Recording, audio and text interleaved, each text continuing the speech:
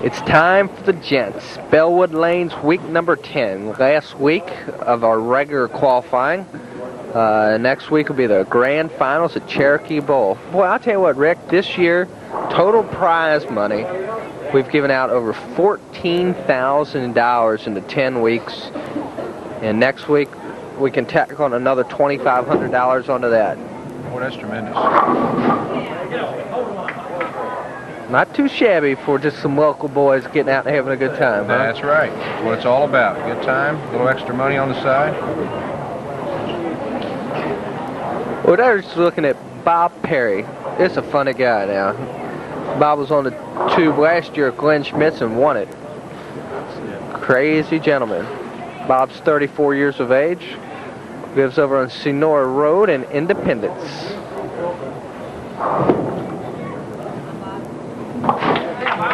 Bob starts off with a good conversion. That's what we need. Spares a day. Made a great first shot. Converted a spare. Well, here's Doug Carroll. I was talking to Doug before the show went on the air, and he normally bowls out at the Super Bowl.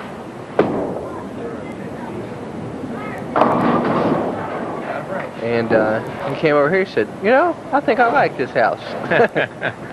We hope everybody that comes in here likes it. That's what we try to do.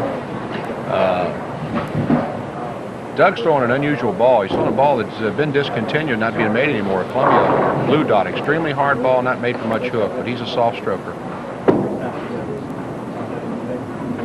And he converts a spare.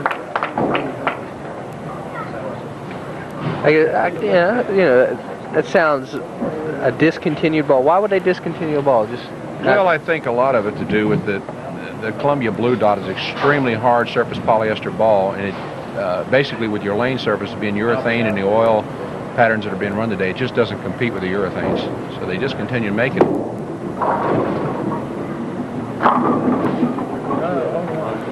I mean, I buy discontinued clothing and discontinued shoes and stuff. You know, I mean, it's not surprising. I don't hesitate to use anything that's been discontinued. I'm telling you the truth. That's where I get my good deals.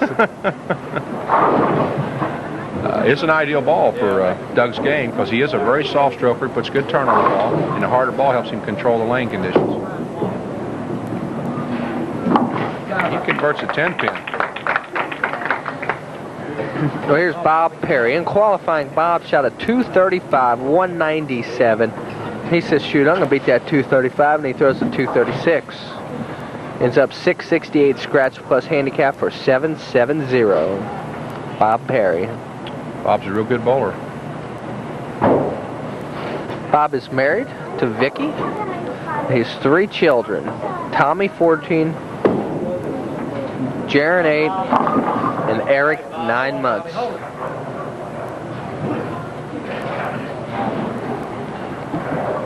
Bob got a little fast on that shot.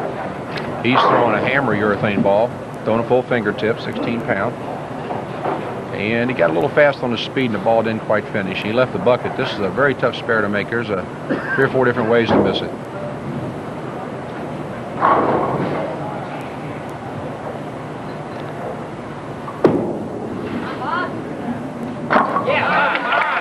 Only one way to make it, Nick, and he found out how to do it. I'm telling you, I'm finding out every week I do this tournament, I'm finding out that there's only one easy spare to make, and that's when there's 1 pin up there. Yeah. Or I can't even say easy then. The only possible, how to make it spare. Because when you got 2 or more pins up there, the funniest things do happen. Absolutely. So easy to pick them off. It's a game of inches. Bob's going to cross over. Well, that's an ugly looking thing there. Yes, that is a tough one too. What is that? The 3? I don't know. What is that? Oh, that's the 3-9-10. 3-9-10, yeah. It's a tough spare. The hardest part about it is a lot of bowlers can convert to 3-10, but that 9 laying in behind the 3 is the tough one to get. It's got to be perfect. What carries that? The ball? The ball does, yeah. What you have to do is have the ball come between the 3-10, but it has to come through with a little driving motion so they can get the 9 in the back. If it deflects any at all when it hits the 3, it's not going to get the 9. Well, let's see if Bob was listening to you. He's close. Ooh, he got the 2 back ones. That's hard to do also. Boy, I was going to say. I wonder how many times you'd have to throw that ball again to perform that. Very tough to do. He slid the ball past the 3 pin, but had enough hook on it to get the 9 and the 10.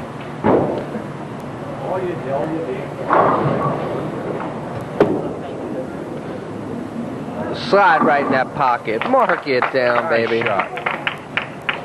Let's see, who we got here today, Rick? Got your wife down there?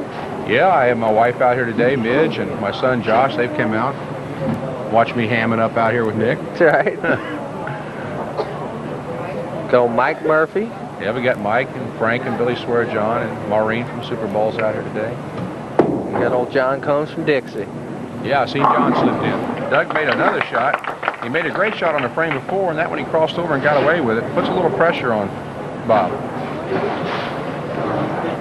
Boy, no wonder Doug likes this place. I didn't even get a chance to say anything about him. Boy, he got up there, threw 2, and sits down. He's got the pins falling for him right now. You know, it takes a lot of breaks, though. The good bowler wants to put that ball in the pocket. When you can cross over and get away with it, it sure makes you feel good.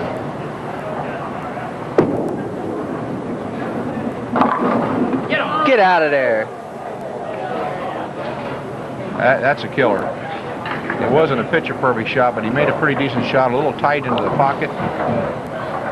Well, there's a look at old Franco. That's Frank Swear-John there.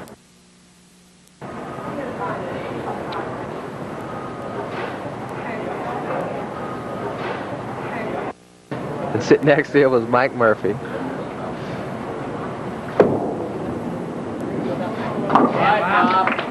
Good spare for Bob. Well, I'm telling you, one of these days.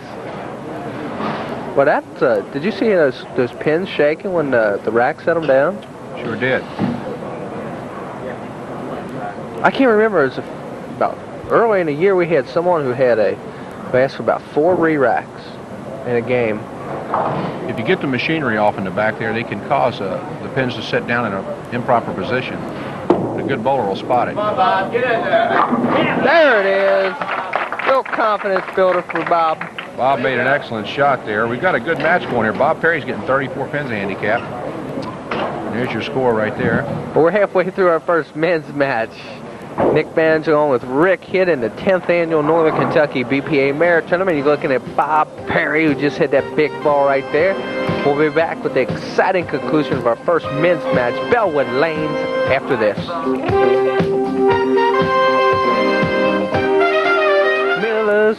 Mickey Link Distributing, distributors of Miller Beer, made the American way. I like that. Makes you shaking your hands and stuff. There's somebody who's I've shaken a lot of hands with. That's Maureen Snodgrass from the Super Bowl. Give us a smile there, Maureen. I know you can do it. Oh well. Got a lot of notables here. It's always fun getting out. Here's somebody who's hopes to be notable real soon around his bowling houses, Douglas Carroll. Doug's 29. He's available. Lives over in Erlanger. Doug went a little high into the head pin, almost crossed over Brooklyn. Leaves a fairly tough split. That's called the baby split, the 310 for the right-hander. It is shootable. Doug needs us to stay in the game. He's puts him down right at about 7 or 8 pins right now.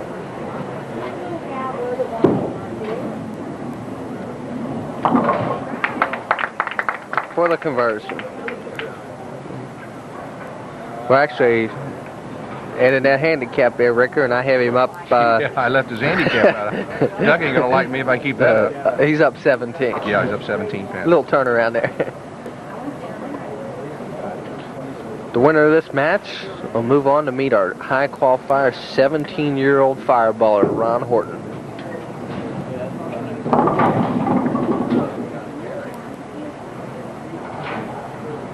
Doug, he's almost parallels Carroll Phelps a little bit. He likes to stay out of trouble, looks like, Rick. Yeah, he's playing the shot to where he's not going to get in too big of trouble, even though he did leave that split last frame, but he made a great conversion on it. Needs a spare. Good shot. Well, it's time for Bobby Perry to get rolling here. Let's see, Bobby, boy, he's an outdoorsman. He's an all-around jock. He likes to play softball, fish, hunt, boat, water ski, motorcycle riding. I don't believe I can keep up with him. I'm telling you the truth. Well, I bet his wife Vicky has a heck of a time tracking him down. Probably needs to carry a pager. I wonder if she can keep him at home. There's Bobby. He missed it. Come on, Bob. Bring it back. Come on, Bobby. Bob got the ball a little bit outside. Ball didn't track up to the pocket. Is it better to play this in a 1-2 pocket, or play it and let the ball walk down the fence, or play it outside? He's better off playing the 1-2 pocket on the left side, the Brooklyn side for the right-hander. That's his highest percentage for making the spare. Cover the pins with the ball.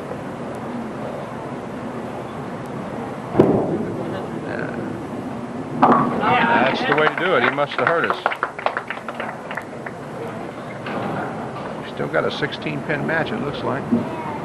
Yep. You know, Bob's only been bowling for 5 years.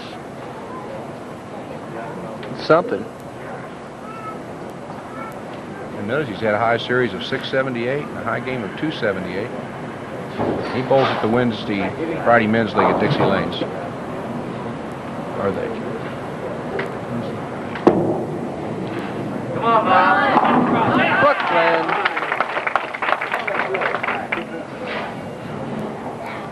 Bobby's laughing about it, but he'll take it. Oh, yeah. Mark it down. There you go.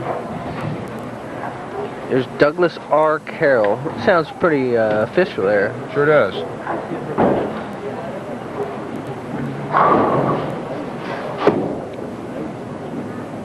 Watch out. He kicks that back leg out like a horse. Watch how he just throws that leg, throws his body. It's like, I'd hate to be bowling behind or in the lane next to him and kick you in the nose. But everybody's got their own style, like you mentioned earlier. Yeah, he really stretches out and extends. Watch out. He covers the spare.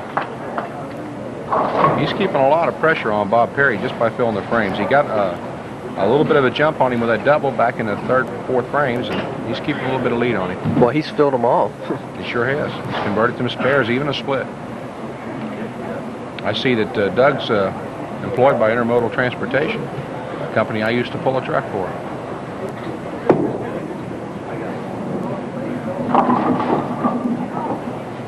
Hit that ball a little wide.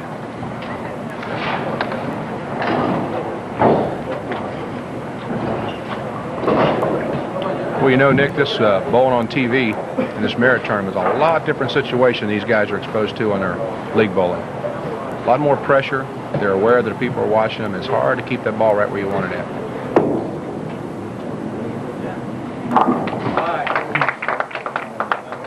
Come on, Bob. Come on, Bob. Is it a lot different when the lights go on and you just don't have the everybody bowling around you? And I feel like it is. I think most your bowlers bowling in merit tournaments or even the professional tournaments, as far as that's concerned, they're used to a lot of bowling going on while they're bowling. And this is exposing them to a very quiet situation.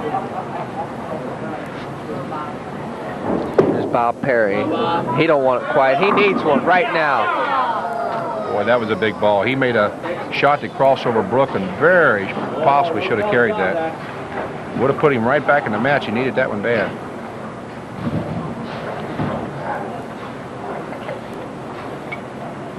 There it is again. It's still wiggling.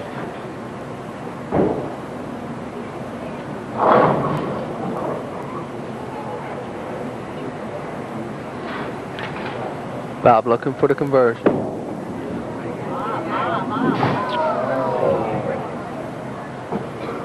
That put him in serious trouble, Nick. He's still got an outside chance, but he's going to have to get a break from Doug Carroll now. There's no D in this match. Or in this game, I should say. That's right.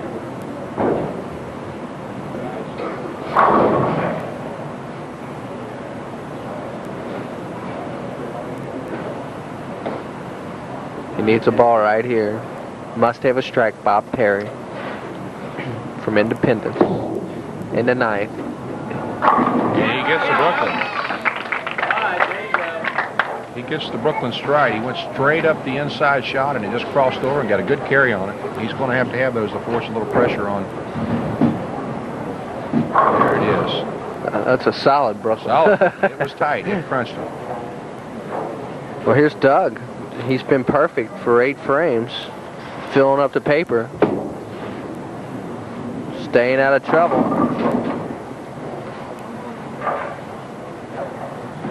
Looks like he's going to avoid it again. He's keeping his spares fairly simple. There's that hard ball we were talking about he was throwing. It just didn't get into the roll on the back end, being a hard surface, and get enough hit on the head pin to carry that strike.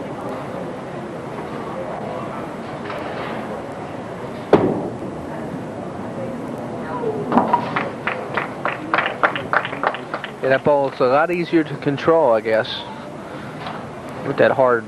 Absolutely. Anytime you're on a tough lane condition, and the pair are playing fairly tough out there today, the harder ball with the less hooks is easier to control. Going left. It looks like, let's see, we have a 17-pin match heading into the Big Ten.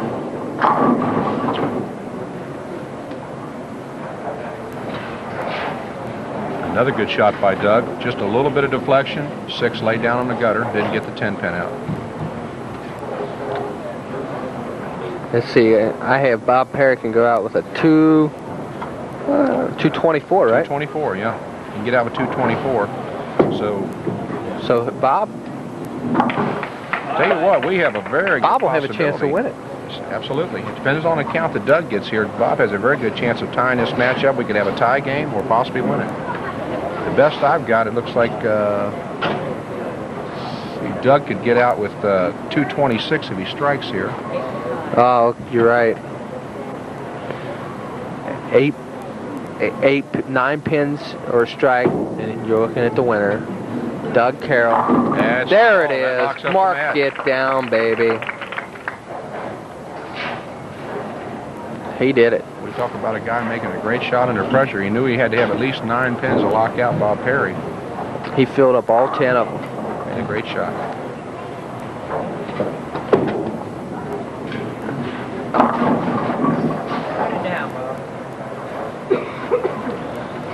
At least another little baby split. Not too easy to make.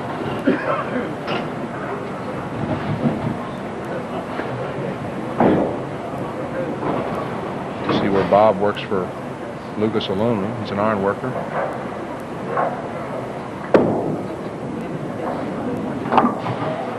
Just a little too much hook on that ball. Let's see. So Doug Carroll's 226 to Bob Perry's 192. So Doug Carroll's going to move on to meet Ron Horton. Week number 10 of the Northern Kentucky BPA Merit Tournament. We'll be back with the finals of the tournament right after this.